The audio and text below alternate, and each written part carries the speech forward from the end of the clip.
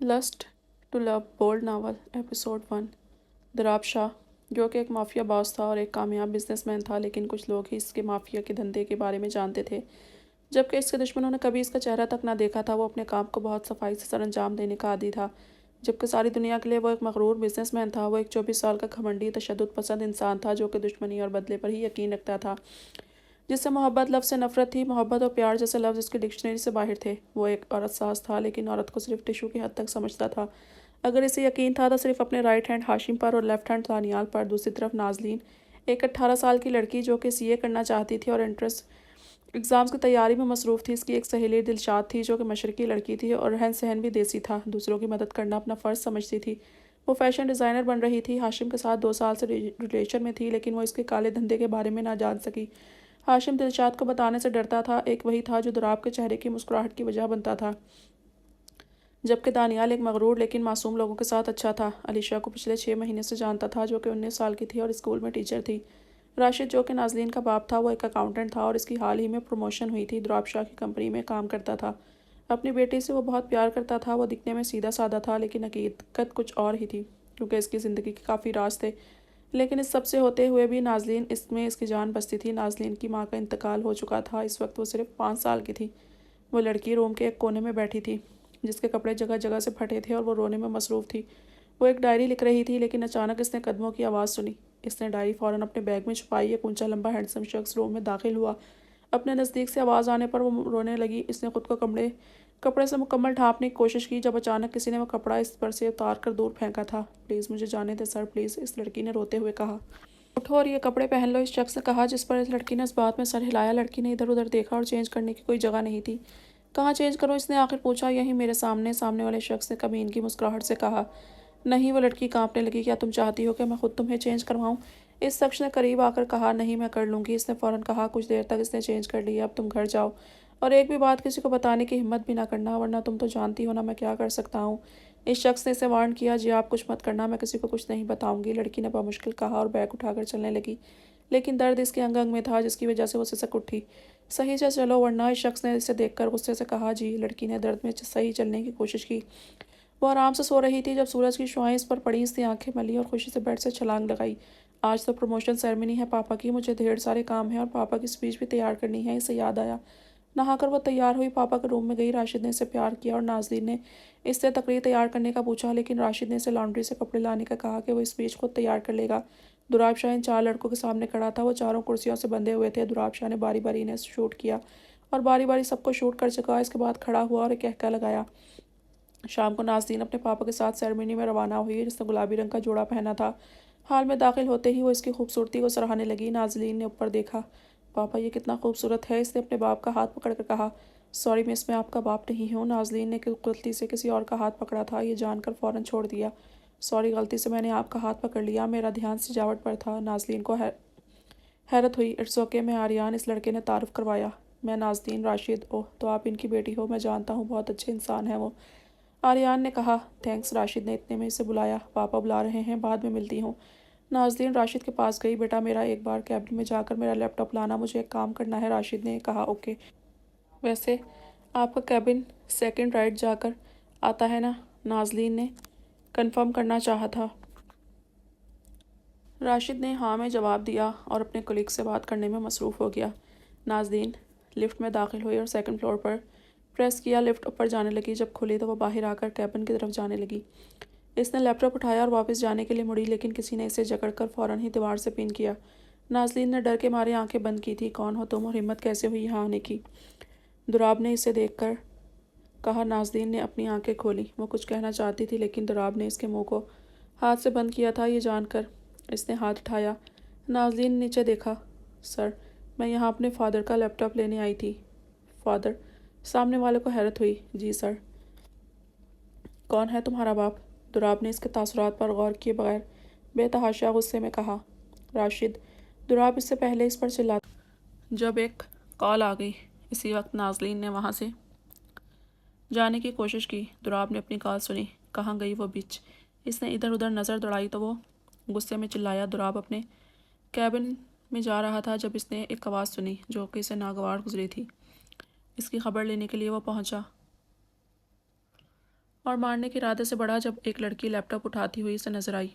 इसने फ़ौरन ही इस लड़की को दीवार से लगाया और जब इसे ये पता चला कि वो राशिद की बेटी है तो इसका पारा हाई हुआ, लेकिन इससे पहले वो कुछ कहता वो लड़की वहाँ से जा चुकी थी।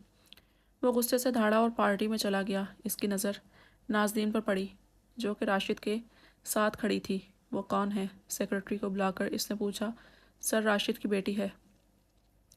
इसने बताया। कौन? जो अकाउंट डिपार्टमेंट में काम करते हैं। जी सर, आज ही इनकी प्रमोशन हुई है और अब वो मैनेजर हैं। इसकी बात सुनकर वो शातिराना मुस्कुराया। अच्छा, अब जाओ और इस हसीना के बारे में और मालूम करो। जी सर। वो शख्स चला गया। वाह, कितनी प्यारी लग रही है ये, इस मशरकी लिबास में भी। इसके होंठ भी मैं भी कितना पागल हूँ। जब इसे दीवार से पिन किया तो किसी ने की, लेकिन मैंने इसे नोट ही कहाँ किया था इस वक्त। अच्छा हुआ इसने सच बोला, नहीं तो मैं इसे मारने में 1 मिनट न लगाता। दुराब लगातार नाजलीन को ही देख रहा था। वो गुलाबी सूट में भी अच्छी लग रही थी, बाल खुले थे। दुराब ने ड्रिंक ली और इसको देखते हुए पीने लगा। इसके साथ ही सेरेमनी शुरू हुई और प्रमोट हुए कलीग को बारी बारी आकर दुराब से मिलने लगे। राशिद की बारी आई। होस्ट ने सबको तालियों का कहा। जैसे ही राशिद मलिक स्टेज पर आया और राशिद किसी को कुछ कहने का मौका दिया, राशिद ने स्पीच कही और आखिर में मिस्टर दुराब का शुक्रिया अदा किया। मेरी प्रमोशन में मेरी बेटी ने मेरी बहुत मदद की है। ये हीरा है मेरा। इसने मेरी प्रेजेंटेशन में हमेशा मेरी मदद की है और मैं इस वक्त इसकी वजह से ही इसका इतना काबिल हूँ। बेटा, कम ऑन स्टेज। राशिद ने अपनी बेटी की तारीफ़ की और स्टेज पर बुलाया। नाजलीन स्टेज पर पहुंच गई। थैंक्स पापा। Hello mister Rashid. पार्टी में मसरूफ़ राशिद को दुराब की आवाज़ आई। सर, आपका बहुत शुक्रिया मुझे प्रमोट करने का। राशिद ने खुशी से कहा। कोई बात नहीं, आप डिज़र्व करते थे। मुझे आपका काम बहुत पसंद है। दुराब ने कहा। ये मेरी बेटी है नाजनीन। राशिद ने इसकी तरफ इशारा किया। हाय, दुराब ने इसे कहा। हाय, आई एम सॉरी। मैं कुछ कहे बगैर कैबिन से निकल आई। नाजनीन को याद आया। नहीं, कोई बात नहीं, बी कूल। दुराब ने मुस्कुराकर कहा। आप दोनों पहले मिले हो? राशिद हैरान हुआ। नहीं पापा, गलती से मिली थी, नाजनीन ने कहा। जी, दुराब ने जवाबन कहा। इतने में राशिद को किसी ने बुलाया और इसने इजाज़त चाही। वो दोनों अब अकेले इस जगह मौजूद थे। सो क्या करती हो? दुराब ने बात का आगाज़ किया। मैं सीए की तैयारी कर रही हूँ। ओके। नाजनीन को अजीब महसूस हुआ। इसे दुराब की नज़रों से कौफत होने लगी तो वो वहाँ से चली गई। ये बहुत सॉफ्ट है। Hairs silky silky, cheeks milky milky. Durab Shah ने शरारत। आर्यान नाजलीन को तलाश कर रहा था। इसे वो पार्टी में दोबारा मिल ही गई। डांस टाइम था। आर्यान ने इसे ऑफ़र किया। दोनों एक प्रोफेशनल की तरह डांस करने लगे थे, लेकिन दुराब की शोला बरसाती आंखें ये बर्दाश्त न कर सकी। वो आर्यान की तरफ बढ़ा। Can I have a dance with this beautiful lady? Durab ने कहा। श्योर। आर्यान हट गया।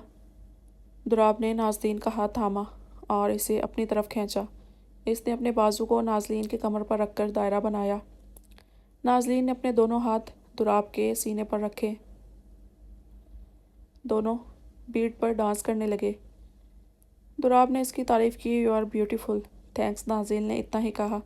दुराब आहिस्ता आहिस्ता से अपना हाथ इसकी कमर पर फेर रहे थे। नाज़ीन ने इसे पीछे किया और इसे पीछे करने की कोशिश करने लगी, लेकिन थोड़ा सा ही पीछे कर पाई और जाने लगी। लेकिन दुराब ने इसे दोबारा अपनी तरफ खींचा और इसके कमर पर हाथ रखे और डांस मूव्स करने लगा। दुराब ने दोबारा इसे अपने बाजुओं का घेरा बना लिया, जिस पर नाज़ीन ने अपने हाथ इसके सीने पर रखे। तुम मुझसे भाग क्यों रही हो? ऐसी बात नहीं है, बस मुझे अच्छा नहीं लग रहा। तुम्हारी फैमिली में कौन है? मैं और पापा। नाज़रीन इसकी एक एक बात का जवाब देती रही। And your papa is most important person in your life? Durab ने इसे घुमाकर कहा। यस, बहुत मुश्किल से इस मुकाम तक पहुँचे हैं। मैं इनकी बहुत इज्जत करती हूँ, नाज़रीन ने कहा। गुड। दुराब ने अपना चेहरा इसके बालों में छुपाया। सर, लीव मी, ऊंची आवाज़ में नाज़रीन ने कहा। शट अप, यहाँ पर सीन मत क्रिएट करो। दुराब ने इधर उधर नज़र दौड़ाई। नाज़रीन ने इसे पीछे धकेला और ऐसे शोक किया जैसे इसे स्प्रेन हुआ हो। राशिद ने इसकी आवाज़ सुनी तो इस तक पहुँचा। क्या हुआ बेटा? पापा, माई फिट। नाज़रीन की मुश्किल से आवाज़ निकली। बेटा, मैं डॉक्टर को बुलाता हूँ अभी। आर्यान ने नाज़रीन को उठाया और मेडिकल रूम ले गया। दुराब का गुस्सा हद दर्जा बढ़ गया था। आर्यान ने इसे बेड पर लिटाया। तुम ठीक हो? डॉक्टर ने इसका मुआयना किया। इतना सिर नहीं है, आधे घंटे तक ठीक हो जाएगा, डॉक्टर ने कहा। रात के वक्त दुराब अपने घर में हर चीज़ तोड़ रहा था। इसने मुझे इनकार कैसे किया? इसकी इतनी हिम्मत। इससे कुछ नहीं हुआ, वो सिर्फ एक ड्रामा था मिस नाज़लीन। अब देखना, तुम्हें हासिल करके रहूँगा, ऐसे नहीं तो वैसे सही, दुराब ने चिल्लाकर कहा। नाज़लीन दुराब के बुरे रवैये के बारे में सोच रही थी। मुझे इससे दूर रहना चाहिए, इसमें मैनर्स नहीं हैं। वो यही सोचकर सो गई।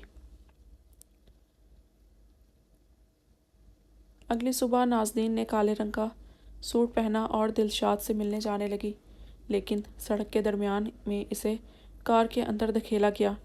वो और कोई नहीं बल्कि दुराब था, जिसने इसे अपनी गोद में बिठाया था और इसकी कमर को मजबूती से थामा था। छोड़ो मुझे, छोड़ो, नाज़नीन चिल्लाई। Beauty, keep quiet, otherwise you don't know who I am, Durab ने कमीनगी से कहा। नाज़नीन ने हिम्मत न हारी और इसके सीने पर थप्पड़ों की बरसात करने लगी। ड्राइवर चलो, दुराब ने हुक्म दिया। नाज़नीन ने कोशिश की रिहा होने की। इसने दुराब के बाल खींचे, जिस पर दुराब चिल्लाया और नाज़रीन को खींचकर एक थप्पड़ मारा, जिसके बाद नाज़नीन ने हिम्मत हारी और डर कर मारे अपना चेहरा छुपा दिया। अब वो रोने लगी थी। छोड़ दो मुझे प्लीज़, दुराब ने इसके बालों को मुट्ठियों में जकड़ा। सर छोड़े, मुझे दर्द हो रहा है, नाज़नीन चिल्लाई। कल मैं तुम्हारे साथ बहुत अच्छा था, लेकिन आज तुम मेरी दूसरी साइड देखोगी, दुराब ने इसे कहा। वो इसे एक नामालूम जगह पर ले गया और फर्श पर धक्का दिया। प्लीज़ लीव मी, नाज़नीन चिल्लाई। दुराब ने कुर्सी ली और इसके सामने बैठ गया। मेरे पास तुम्हारे लिए एक डील है, नाज़नीन चौंकी। डील? कैसी डील? पहले मैं तुम्हें बताना चाहता हूँ कि तुम बहुत प्यारी लग रही हो, दुराब ने इसको सरता पैर देखते हुए कहा। नाज़नीन ने इसे देखा तो खुद को ढांपने की कोशिश की। अब काम की बात करते हैं, दुराब इसकी तरफ बढ़ा। मैं तुम्हें अपना बेड पार्टनर बनाना चाहता हूँ, लेकिन कुछ दिन के लिए, दुराब ने इसके चेहरे पर झुककर कहा। क्या? नाज़नीन शॉक थी। और डील ये है कि तुम अच्छे बच्चों की तरह निकाह कर लो, नहीं तो मैं तुम्हारे फादर को जॉब से निकाल दूंगा, दुराब ने इसका गाल थपथपाया।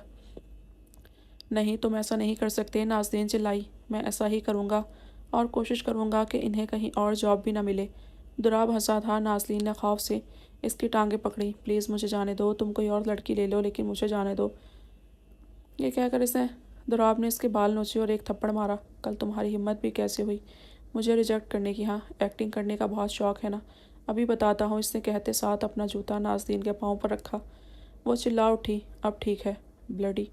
दुराब ने इसे छोड़ दिया, इसके चेहरे पर पैसे फेंके। ये लो पैसे, और मैं तुम्हें 24 घंटे दे रहा हूँ।